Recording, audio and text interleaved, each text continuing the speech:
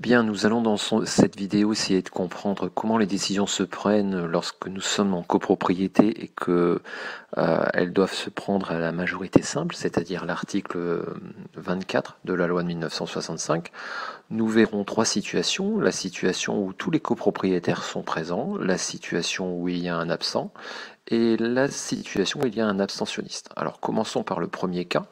Dans la situation où tout le monde serait présent lors de l'Assemblée générale de copropriété, eh bien on voit que dans l'état descriptif de division, nous avons effectivement une copropriété avec 14 lots et puis deux types de clés de répartition. Donc supposons qu'une décision doit se prendre avec les tantièmes généraux et que tout le monde est présent. Donc nous aurions lors de l'Assemblée générale 5000 présents, aucun absent, aucun abstentionniste. Je rappelle qu'un abstentionniste est une personne qui refuse de participer au vote. Et donc, pour que la décision soit prise à la majorité simple, il suffit de prendre les présents représentés, d'enlever les absents ou abstentionnistes, donc de ne pas en tenir compte, et donc la majorité se dégagera lorsqu'il y aura plus de votes pour que de votes contre. Donc ici, en l'occurrence, pour que la décision soit prise, il faudrait recueillir 2501 tantièmes sur la clé tantièmes généraux, puisque, je le rappelle, la majorité se prendra à la majorité plus 1. Prenons un deuxième exemple maintenant. Supposons que lors de l'Assemblée générale, nous ayons un absent. En l'occurrence, ici, on va considérer que l'absente sont monsieur ou madame Jabet. Donc, monsieur ou madame Jabet ont deux lots, donc on va regrouper leurs tantièmes, donc on travaille toujours sur la clé charge générale. Donc forcément les présents représentés vont baisser, donc vous voyez, je prends le total des tantièmes généraux et j'enlève leur tantième. On se retrouve donc ici avec des présents représentés qui sont à 4172.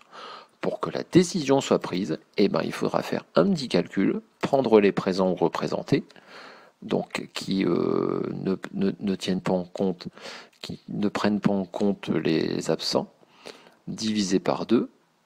Donc j'ai 2086, et donc pour que la décision soit prise, il faudra 1 de plus, c'est-à-dire 2087 tantièmes.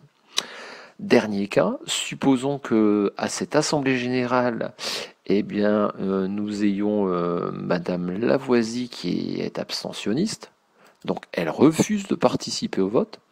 Donc on va prendre ces tantièmes, toujours sur la clé charge générale, et donc ne prenant pas part au vote lors du décompte final, pour pouvoir déterminer le nombre de tantièmes nécessaires à la prise de décision, nous allons prendre les présents représentés, on va enlever l'abstentionniste qui ne prend pas part au vote, je vais diviser par 2, j'obtiens 1926, et pour que la décision soit prise, là encore, il faudra ajouter un tantième.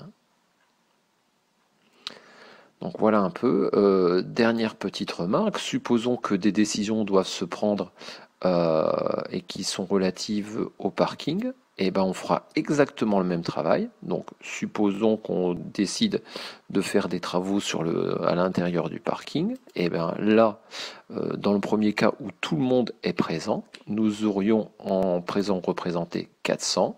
Supposons qu'il n'y ait aucun absent ou abstentionniste, ben la majorité sera 201 dans le cas où tout le monde serait présent. Voilà, j'espère que vous avez bien compris.